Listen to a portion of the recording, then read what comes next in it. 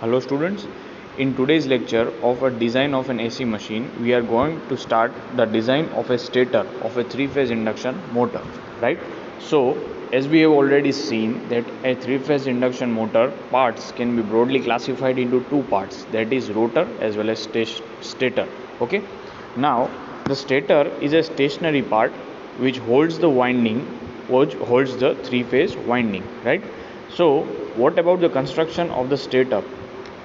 Now, the stator forms the outermost covering of the induction motor, which we call yoke also, and it has a slots in the inner periphery, that is on the inner side. Here in a diagram we can see that it compromises of stator as well as rotor plus air gap in between this entire the inner portion is rotor, whereas the outermost circular portion, that is cylindrical portion, is our stator, right? Now, as I said, the stator has a slots on its inner periphery. So what does that mean? The slots are on the inner side of the entire thing, right? You can see these are the number of slots that are present in the stator. Now these slots now about the construction of the stator, when we talk about it, there are number of laminations that are stacked together, thin films that are stacked together to form a stator core, right? Why we do this? And we place the laminations to reduce the eddy current losses also, okay? Now here the air gap, as we can see that this is the stator and the inner part is rotor, and the gap, that you tiny gap in between, is air gap, right? Now this air gap is also important because it affects the reluctance as well as it affects the reluctance and also the performance of a AC machine, right? So today we are going to focus only on the stator part. So we will see the design of a stator, in which first of all we will see the turns per phase in a stator winding. How many turns are to be wound in the single phase of a stator winding? Then the conductors in these slots. In these slots, conductors are placed over here, right? So how many conductors are to be placed? What is the area of this conductor to be placed? That is all we are going to see. Then the shape of the stator slots we will be seeing, and the number of stator slots we will be seeing, that how many slots are to be made in the stator, or what is the criteria to determine the number of stator slots, right? This is all the things which we are going to see. Now first of all we will see what should be the shape of the stator slots. Now the stator slots, there are mainly two types of stator slots that can be used and mostly used, that is open slots as well as semi closed slots, right? Open slots, semi closed slots, and one more type is tapered slots, okay? Now what is the difference between the three? Mostly these two are preferred, whereas this is used in some of the cases, okay? Now first of all we will see the open slots. Now open slots, in the what do you mean by open slots? The opening of the slot will be equal to that of the width of the slot. That means if this is the width of the slot, okay, then its opening also will be of the same width, right? There will be no tapering, no other shape, it will be simple, okay? And this type of open slots are generally preferred where we require that the winding is to be wound outside and then installed into the rotor slots, right? So this type of slots are easy to install, okay, and the winding is easily accessible for the repair works as well as the maintenance or the replacement purpose also. These slots will lead to higher air gap concentration factor and hence poor power factor. This is the disadvantage of an open slot. Now when we talk about the semi closed slots, that is the second one, in this the slot opening is much smaller than the width of the slot, right? What does that mean? The width or the opening of the slot is quite small as compared to that of the width of the slot, okay? Now in these slots we don't have the liberty of installing and providing the insulation to the winding after winding it outside. We have to do it by installing it within the slot itself, okay? and as we know it is semi enclosed, the space will be less and the winding will not be easily accessible, right? So its construction is difficult and takes more time as compared to that of the open slots, okay, and it is more costly, but the air gap characteristics are better as compared to the open type slots, right? So it has certain advantages over the open type slots, but also the disadvantages that it is costlier. Moreover, the windings is not easily accessible and the repair works takes longer time. Okay, now tapered slots. Tapered slots, what does that mean? Opening will be much smaller than the slot width. That means as we move forward, the diameter of the slot is going to reduce. That is meaning of the tapered slot. Okay, as we move from top to the bottom, the slot has the minimum width at the opening, right? This is the meaning of the tapered slot. Now we will see the diagram of these different types of slots. Now here first is open type slots. As you can see here, the width and the opening are of same width. Width is same of the opening as well as the slot width is same. Whereas in semi enclosed, you can see the opening is quite less as compared to the width of the slot, right? And in the tapered type, we can see as we move from here to here, the diameter changes. This is the meaning of the tapered slot. Okay, so from this diagram you can easily understand what is open, what is semi closed, and what is tapered slot. Now how to decide which type of slots are usually preferred? As I have already told, generally semi enclosed type slots are used. Why? Because semi enclosed type is preferred because air gap concentration factor is reduced. Okay, air gap concentration factor is reduced, then tooth pulsation losses are also less, and its operation will be quieter. Okay, its operation will be not a noisy operation, it will be a smooth and quiet operation as compared to other two. So usually semi closed type slots are preferred over other two types, right? So now we will be moving further. We have already seen in the stator design the first criteria, that is the shape of the stator slots. Three shapes are available with us, that is open, semi enclosed, and tapered. We will be preferring mostly semi enclosed type slots. Now other criterion is turns per phase. Now turns per phase can be determined by using, as we know, the EMF equation of an induction motor is EPH 4.44 F 5 TPH kW. Here F is nothing but the frequency, whereas phi is flux per pole, TPH is turns per phase, and kW is nothing but the winding factor, right? We all know the value of frequency is about 50 Hertz for us. What we want from here is TPH. So we will take all the other terms on the other side and making TPH over here, we get an equation to find the TPH. Now here all the things will be available with us.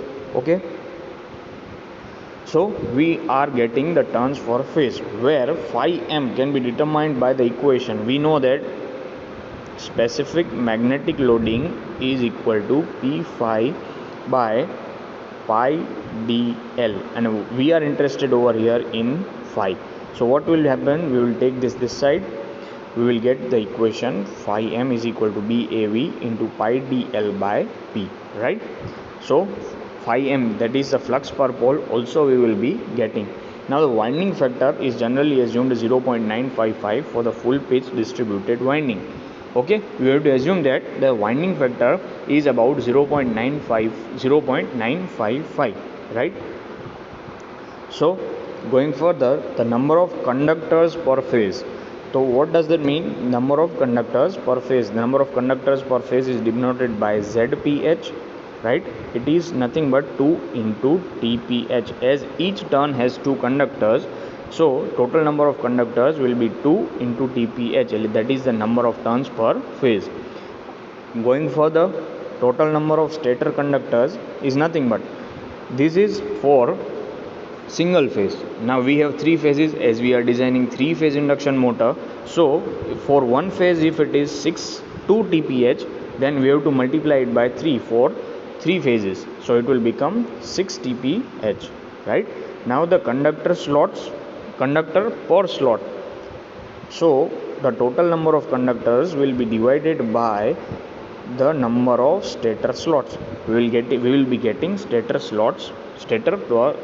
per slot. Okay, so this was the derivation for the turns per phase, second step in the design of a stator of an induction motor, right?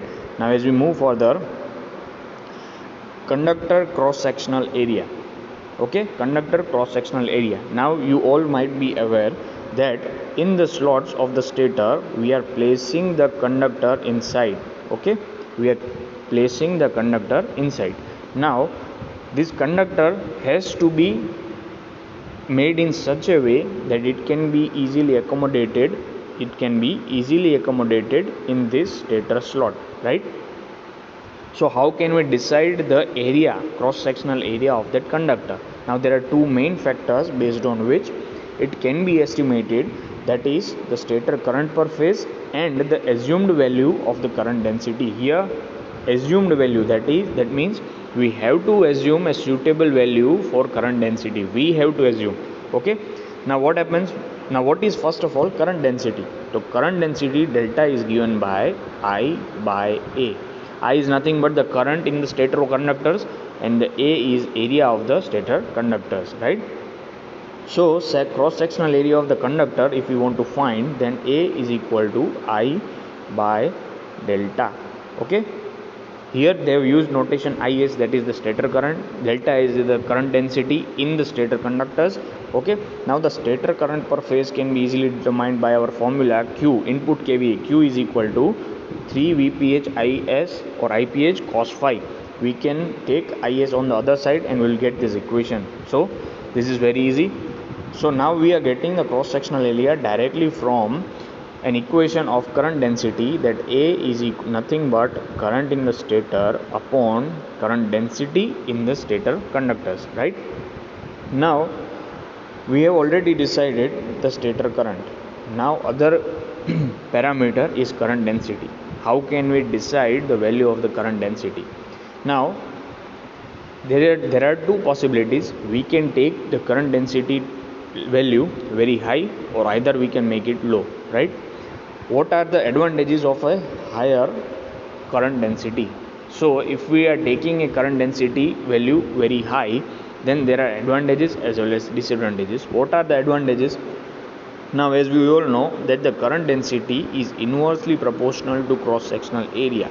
So if we increase the current density, then the cross sectional area will reduce.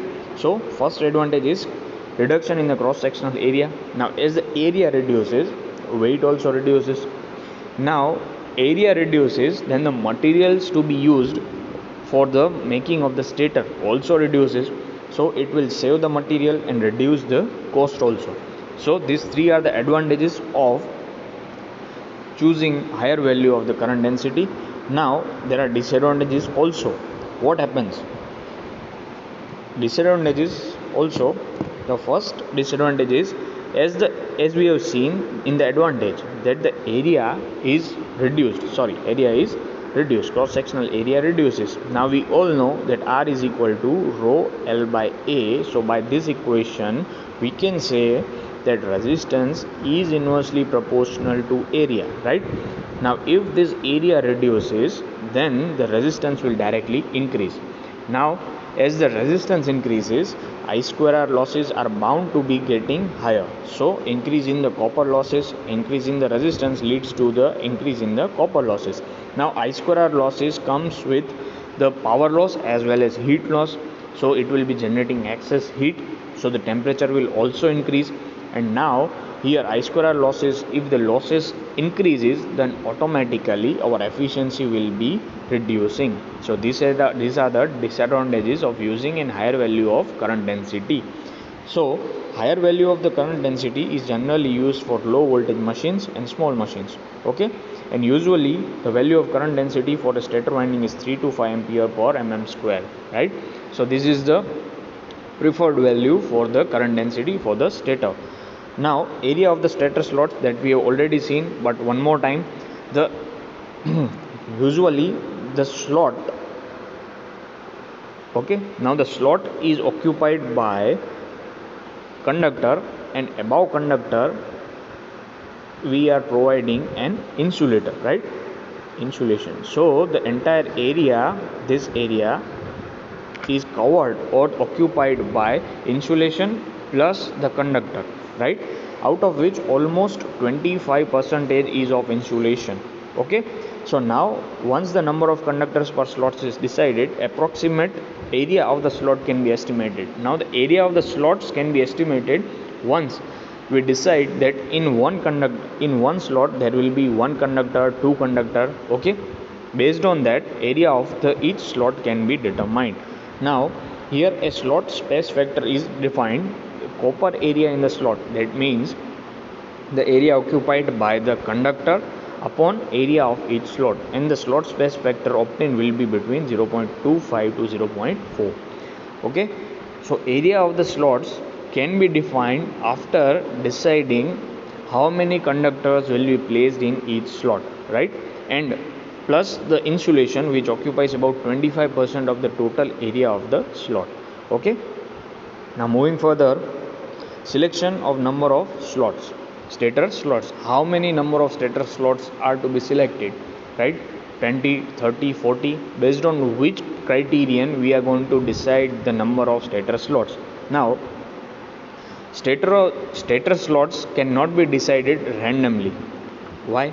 Because the number of the stator slots selected will have its direct impact on various things like weight of the machine, cost, operating characteristics of the motor, right?